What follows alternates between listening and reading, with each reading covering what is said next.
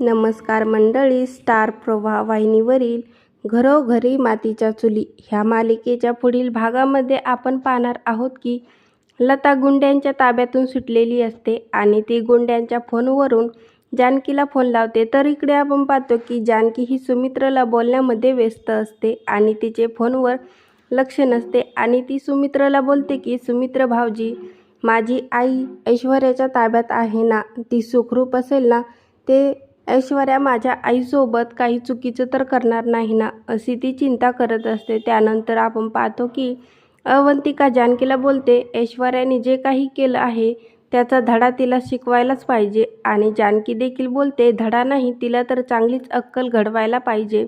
यापुढे कोणाच्याही आईच्या वाटेला गेले तर काय होईल याचा तिला एक चांगलाच सबक दिला पाहिजे. तर इकडे आपण पाहतो की मास्क लावलेला माणूस हा ऐश्वर्याला भेटायला येतो आणि ऐश्वर्याच्या हातामध्ये काही पेपर्सचा गठ्ठा देतो आणि ऐश्वर्या विचारते की काय आहे.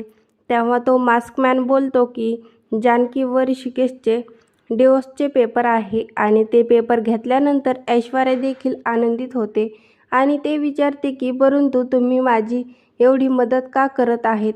तेव्हा तो मास्कमॅन बोलतो की हे बघा ऐश्वर्या, दुश्मनाचा दुश्मन दोस्त असतो, त्यामुळेच मी तुमची मदत करत आहे. आणि तेव्हा ऐश्वर्या देखील आनंदित झालेली असते. आता पुढे येणाऱ्या भागामध्ये लता व जानकीची भेट होणार का व त्याचबरोबर सर्वजण मिळून कशाप्रकारे ऐश्वर्याला धडा शिकवणार हे पाहणं अतिशय गमतीदार ठरणार आहे. घरोघरी मातीच्या चुली या मालिकेचे नवनवीन अपडेटकरिता आपल्या चॅनलला लाईक करा, शेअर करा आणि सबस्क्राईब करायला विसरू नका.